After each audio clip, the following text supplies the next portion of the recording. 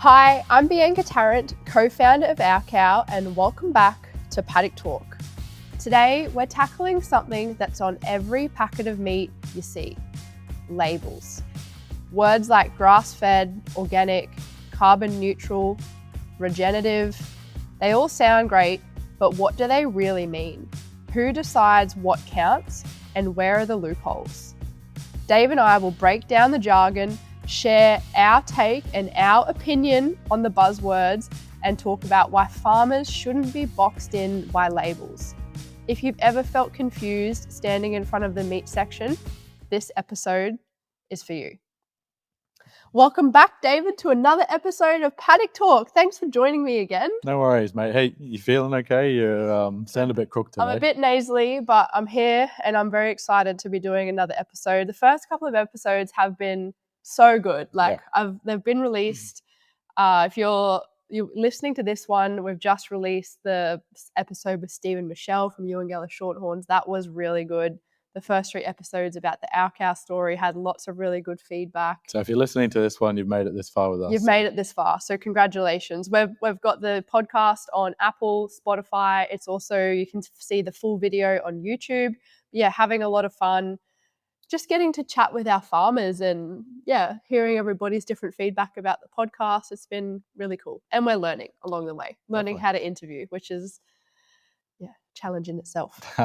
Okay, today we're going to be breaking down labels. Like every single packet of meat has got a label on it, and like by legislation you have to have a label on your meat products, apart from when you're buying fresh out of the window from a butcher shop. But if you're buying retail pre-packaged meat, it has to have a label on it.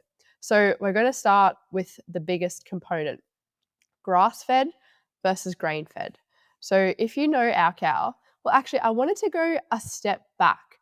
When we very first started Our Cow, like our first ever body that we processed, he was grain-fed. Yep. Wasn't he? Grain finished. Grain finished. So he was on grass most of his life. Yep. And then we finished him off with a bit of grain.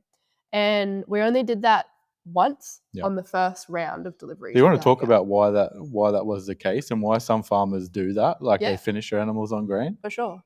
That we were in a drought. Yep. When we started Our Cow, we were in the brink of one of Australia's worst droughts. We had no fucking grass. There's no grass. So trying to feed an animal suitable for a finished, like a meat job, is you can't just kill like a skinny old cow. Like you have to have the nice level of fat cover.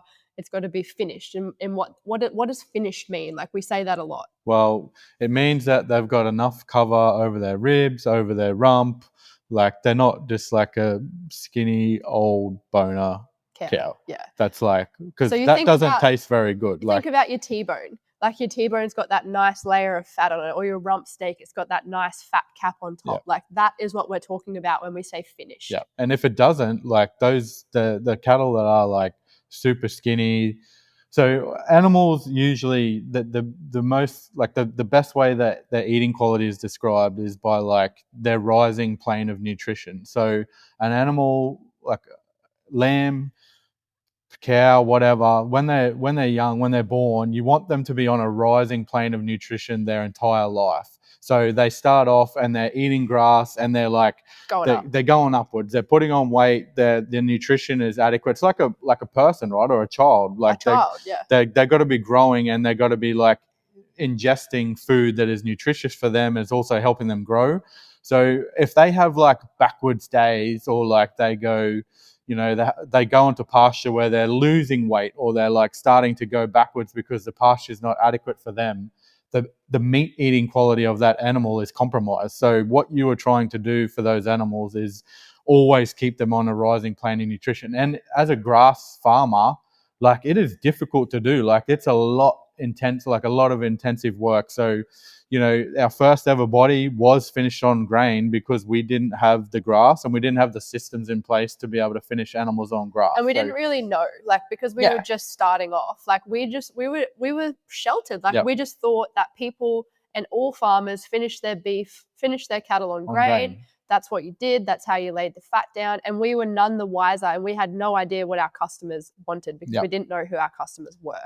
But we quickly found out that people would ask us, is it grass-fed? Is it grass-fed? And then it became apparent to us that like we need to be 100% grass fed and grass finish. and grass finished. So here's the thing, right? The term grass fed isn't very tightly regulated in Australia. So you can technically finish an animal on grain for less than 89 days and still call it grass fed. Or if it's not coming from a certified feedlot. Yeah. So basically, this is how it can work. You can buy a steak and it can say grass fed on the label. Doesn't necessarily mean that it's grass finished. So that's a bit of a loophole in itself. And like Dave said, sometimes you can be buying meat that says grass fed, that it isn't grass fed, it just hasn't been fed in an accredited feedlot. Yep. So a feedlot is like an intensive farming operation where cattle are fed grain intensively for a stipulated amount of days. Usually 100 days. Most commodity beef in this country is like 100-day grain-fed animals. They're. And why? So I've never been about bashing feedlots because I've always felt, and we've got friends that work in feedlots, like absolutely. And the more that our cow grows and the more that we get bigger, I really feel like we've become like this voice of agriculture. And I feel like a lot of responsibility of that, like that we're the face of agriculture, like we're showing people about agriculture. So anyway, what is the necessity of a feedlot? Consistency. Consistent product that people need to eat in this world. And need to eat affordably. And they definitely need to eat affordably. So like when you have an animal that's, basically most of the feedlots are buying an animal at a certain weight. They're trying to target, sort of 380 kilos and above live weight animals, sort of even up to 450, 480 kilos to go into their feedlot. And then they want to spend as little time and money as possible to finish those animals on grain. So majority of the commodity beef that's in the supermarkets is 100 days. And that is just for consistency, to get that consistent finish on those animals, to turn those animals over as quickly as possible, so that the people that are going to the supermarkets every day to buy their steak, that's feeding their families for dinner, that they're like, it's consistent and it's cheap for them to pick up some meat because everyone needs to eat, right? So it's a necessary part of our food and agriculture system. And it's easier to mix up a ration, to buy products in, to mix up a ration and go around with a feed tractor or a feed truck and put it into a bunk. And those animals are like, they've had nutritionalists work on their ration. They're, they're feeding, they're getting like adequate nutrients all the whole time that they're in there, because they're in the business of like putting on as much weight gain as they can on those animals, and they're trying to get them as finished as fast as possible. So like I always think of it like it's a can of Coke. When you've got beef that's coming out of a feedlot, you are producing cans of Coke. Tastes the same, looks the same, weight's the same. Everything is exactly the same. But compare that to grass. Fucking, there's a lot of variables, man. It is difficult to do. Like, you've got different seasons, you've got different pastures, you've got different climatic conditions, or where soils, like all these things. And it's like, so like, it takes a lot of work to be able to grow pasture. And especially with this climate, like, I'm not like talking about the climate that's changing as well. It is getting more and more difficult to grow pasture, to finish an animal off, because at the end of the day, like, I'm a grass farmer and all of our farmers are grass farmers, so it's next level of farming. And I think we spoke about that with Steve and Michelle a fair bit in one of the earlier pods. So basically, when you're looking at a meat label, you want to be looking for something that is 100% grass fed and grass finished, if that is what you're looking for. If you're looking for a grass fed item, that's what you're looking for. There are some other certifications though that will allow you to have fully grass-fed. So one of the certifications is PCAS, which is Pasture-Fed Cattle Assurance System. So that is like a governing body, and that is what our cow goes by. Like, all of our livestock are PCAS certified. So that means that they're 100% pasture-fed, never fed grain, ever. There are some other programs that other meat companies have, things like Cape Grim and a few other companies. They've got like the Never Ever program. There's the Grassland program. So a lot of these big meat companies now are developing their own grass-fed and finished guidelines Yep. so that their producers have got guidelines to go by. And especially if these bigger companies like Our Cow included, the supermarkets included, if you're going to make a grass-fed and grass-finished claim, you need to be able to back that up. 100%. And that's what we've had to do over the years. Like when we first started out, it was just our word. We were saying, you know, like we're 100% grass-fed, but now it's like we have a program. We have a program. It's rigid. It's like it's law. It's legal. Yep. It's legally binding. So all of our producers have to sign a legally binding stat deck when they supply our cow to us, or when they supply cattle to our cow, to say, my cattle are 100% grass-fed, grass-finished, never fed grain ever. Yep.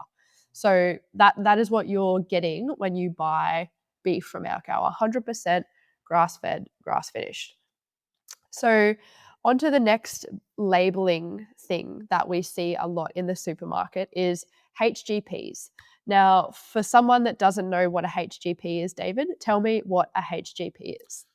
Well, again, a necessary part. Well, necessary or not, it's a common practice in agriculture. Yep. And it's because a lot of that, like you said before, these people are in the business of kilos. Like we're in the grass farming business, they're in the kilo farming business. Yep. They want to pack as many kilos on those animals as quickly as possible to reduce their costs and have a lower input and cost. obviously we do as well. Like we're in the business, so you know, trying to make a profit, and our farmers are as well. But like we do it with grass, not HGPs or grain fed. So HGP is a hormone growth promoter. So it usually is a little pill that goes in an animal's ear or under their skin and like helps them put on weight quicker. So it's a hormone.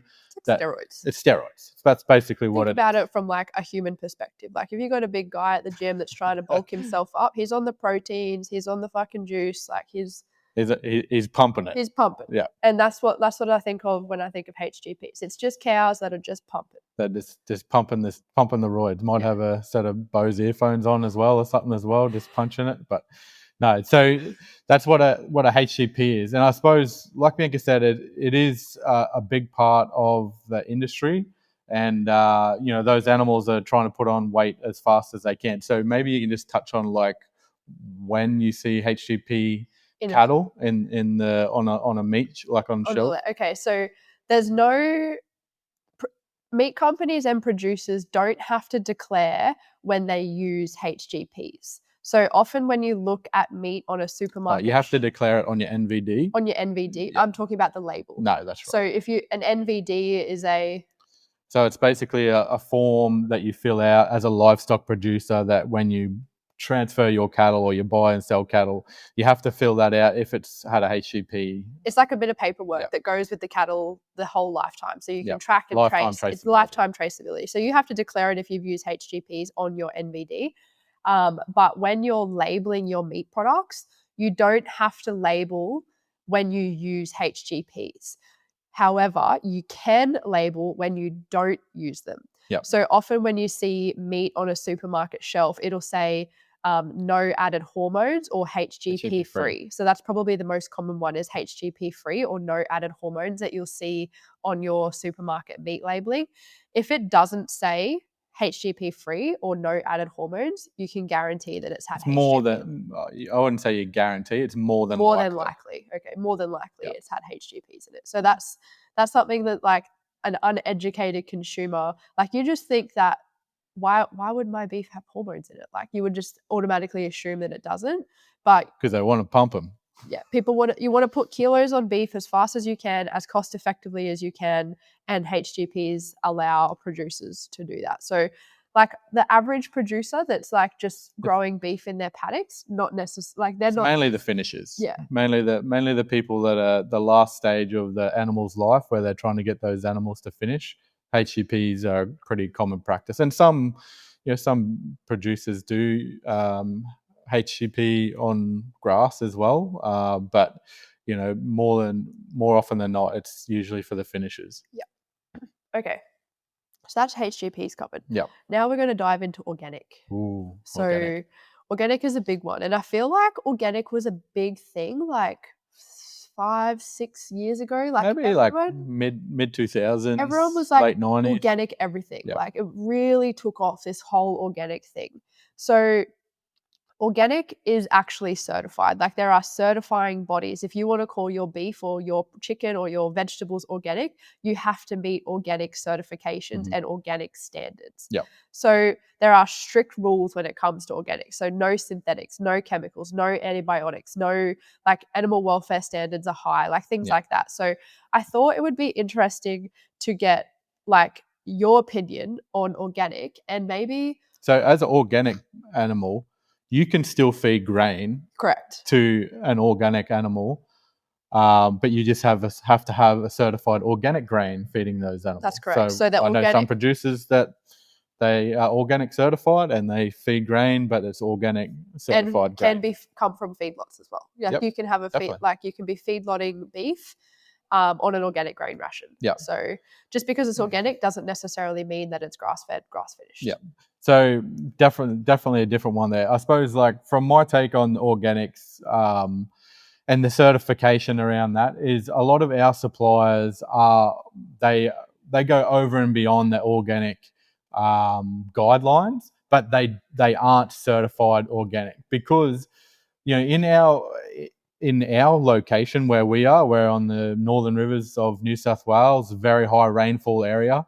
We use practices for animal welfare on our cattle because we have buffalo fly or we have ticks and things like that. So, or liver fluke is another one as well. We treat those animals for like buffalo fly is basically like 1,000 mosquitoes are chewing the cow's eyelids out around the soft part of their skin in the summertime when there's like a lot of parasites and a lot, like it's a tropical area. So we use things to treat that so that the animal is not suffering, and we can't be certified organic because we use that, or we have. So a liver fluke parasite, right, is something that is common in our area as well. It's basically a parasite that's caused from snails, the bacteria from snails. And when the snail crawls over the grass, the cow eats the grass where the snail bacteria has been. There's a parasite that goes onto the cow's, like it ingests it, goes onto the cow's liver, and it actually sucks the nutrients out of this cow, right? So it's like this parasite that is just sucking every bit of nutrients that the cow consumes. It's sucking it out. And we've had cattle die because they look super healthy, and they'll just fall over and die in the paddock because they have like their body they're starving to death, even though they've been consuming grass and because of these parasites. So we treat those animals for that. We have a drench that goes down their throat to treat this parasite. We cannot be certified organic because of that reason. But it's like it's an animal welfare issue. That's though. right. Like you always say this. Like, could you imagine going down to the beach, and watching the sunset down there and just getting the absolute fuck bit out of you by mosquitoes? Yep. Sitting on a river in North Queensland. You're going to spray yourself with a bit of mozzie spray or a bit of Aerogard or light a citronella candle. Yeah. Like because you're going to try and treat yourself. And a cow, like old buddy Bessie in the paddock, she can't go and grab a can of Aerogard and fucking spray it on herself. No. But like she's there, you can see she's flapping her ears, she's swishing her head, her tail's going crazy. You can see that she's in discomfort because she's getting attacked by midges or mozzies or flies. So like your responsibility as a farmer is to make sure that your animals, your like animal welfare is number one. And I guess a lot of the organic cattle in Australia comes from areas where these things don't happen. Exactly right. So where do organic cattle, like you do get some coastal organic cattle, don't get me wrong. Yep. But majority of the organic, like the large scale organic cattle in Australia come from? Central Australia. Correct. Mainly the desert. Like places where they don't have parasites, where it's not very tropical, arid. It's arid. It's a lot of dry heat. These parasites and these things that cause discomfort for these cattle don't live in those areas. So that's basically where majority of these cattle come from. Correct. Of the organic cattle. So a lot of our producers will go over and above organic certifications and organic standards, but it's the animal welfare that plays a big part in it. But like organic is a bit of a pay to play game. Definitely. And you'll find that with a lot of these certifications I think it's up to $10,000 a year to be certified organic now. So it costs a lot of money for a producer to go and get their farms audited, to go and like do all these things, and then to just pay a governing body to give them a label on their And product. to be honest, to not get that much more at the farm gate. No. Like like back when the mid 2000s when the organic boom was going on, Yep. like you could have got a much higher price at the farm gate, but now it's sort of like you have to kind of weigh up, like, is it actually worth it? Yeah. And with the like economic climate at the moment of consumers, like, are consumers still paying a really high price for organic produce? Yep. I don't really see it, but it is like a lot of these labels and a lot of these governing bodies, it is a pay to play with these guys. So I think like the moral of the story with organic for our cow is we use our own program to certify our farmers, and we 100% trust that what they're doing is the right thing for their farm, their animal, and the environment. 100%. Yeah. So that is organic. We don't stipulate to our producers that they have to be organic. We do have some organic suppliers. We do. Yep. We don't pay them any extra, do we? No, because we don't sell, like, we don't charge our customers. We have some organic chicken, and when we first started, we have some organic beef sometimes as well. But we don't stipulate that because our farmers meet our program guidelines. They're not certified by an organic body, which is pay to play. Yeah, correct. However, like, we do, and that's why you'll see in a lot of our marketing that it's free range, grass fed, organic, because we do have some organic produce. Like, we work with chicken suppliers that are certified organic, and we sell those products. When we first started selling chicken at our cow, we were all organic. All of our chicken was 100% organic. But what we found was it was just not attainable for everyday people to buy organic. Like, people just couldn't afford to pay organic. So that's when we still had some organic products, and then we brought in the free range products because they met our guidelines, and it was a more affordable product for people. So next, labeling, which is kind of a new label that's come about in the last couple of years, carbon neutral. So interesting. Talk about this one, Bianca. Okay. I don't know where to start. So it's a bit of a buzzword, I think. Like, there was this big thing recently about, like, we need to be offsetting our carbon, and we need to be, It's a big thing in agriculture at the moment. There's like a lot of talk because, we have a lot of trees and grass and carbon sequestering things on farmers' land across the world, right? So it's a big thing in agriculture at the moment. And like, I think, you can do a lot of things as a farmer to, like, probably not change your practices, or like, as businesses, we've seen a lot of like businesses nowadays that don't change anything that they're doing, but they go and buy wind farm credits from some place in like overseas or something like that to offset their carbon, which is fucking bullshit in my mind.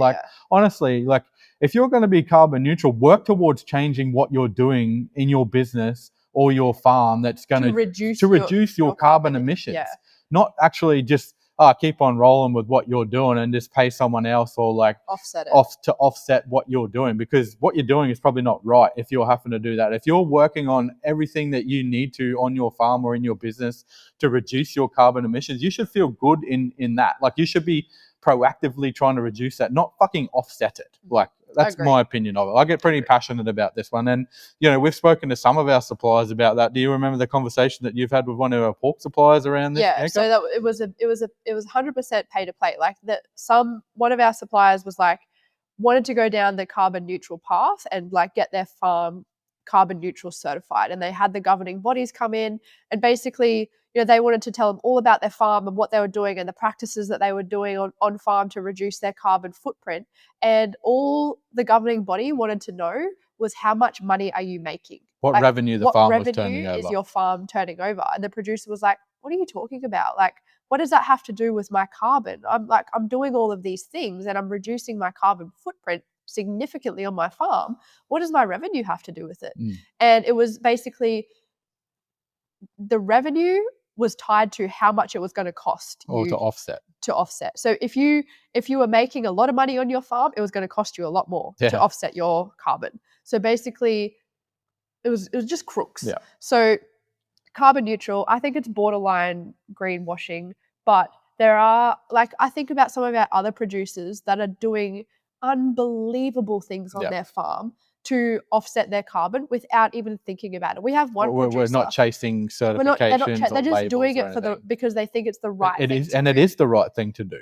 But they're not doing it to try and get a certification. Like, we've got one producer, he's planted over 100,000 trees on his farm. Yep. I'm like, what are you doing that for? And he said, oh, just I want to try and stop the erosion on the creeks, and I want to, have some more tree coverage for my livestock, and windbreaks for his cattle, so that it doesn't have the that. topsoil thing, just all those sort of things that they're doing. But I really think and now we're seeing in the media, some places are feeding seaweed to their cattle to try and offset their carbon and reduce their emissions. Their methane emissions. Yeah. But most of that is happening within feedlots. Yep. Like, that seaweed stuff is being fed in feedlots to reduce their emissions. Because another reason why that seafood is the seaweed is not that palatable. So if we were to try and feed that on a grass farming operation, the cows, they don't ingest it. They basically eat the grass. Turn their nose up at it. So in a feedlot environment, they're being force fed that to basically reduce their methane emissions, which, it is what it is. That's what we're moving towards. I really think the customer dictates what we do on our farm. Agriculture is very progressive, though. We're looking at these alternative methods on 100%. how we can reduce our carbon. Yep. The agriculture industry, I reckon, is at the forefront of every other industry. Definitely. On how to reduce carbon. We look at the mining industry, transport industry. They're what are they doing? Yeah. I don't know. But I see it's very conversational in ag on how we can reduce our carbon, and it's so good. I feel about this is the cow is the easy scapegoat. We just blame the cow for farting too much. She can't talk back. No, she doesn't. She can't talk back. But the minute you go and say, well, it's actually mining and it's actually transport, people need to get around. People still need to fly. People still need to have somewhere to live. Yeah. But the poor old cow, she's the scapegoat. She's the scapegoat for all this. Anyway, I feel like we're getting a bit ranty here. So that's carbon neutral. You do see a bit of carbon neutral beef getting about. And are people prepared to pay extra for it? I would say no, not at the moment. I don't think there's a demand there for it. It is starting to get a little bit more and more. We are seeing a bit more involved in it, but there's definitely different levels of certifications there as well. I know some carbon neutral beef suppliers that they've got their feedlot and that's where it comes out of. So 100%. Okay, so next, let's talk about this kind of ties into carbon, but these buzzwords. So regenerative, biodynamic, sustainable, all of these words, these marketing terms that people put on farmers to get a higher price for their produce. There is no governing body for any of those terms. And people, consumers get caught up in is it regenerative or is it biodynamic or is it blah, blah, blah? Is it sustainable? Most of our producers, if you went if you went and said to Rick McDougall, Rick, are you a biodynamic farmer? What do you think he would say? He wouldn't know what that is. He would have no idea. But for someone of his age, he's very progressive. Yeah.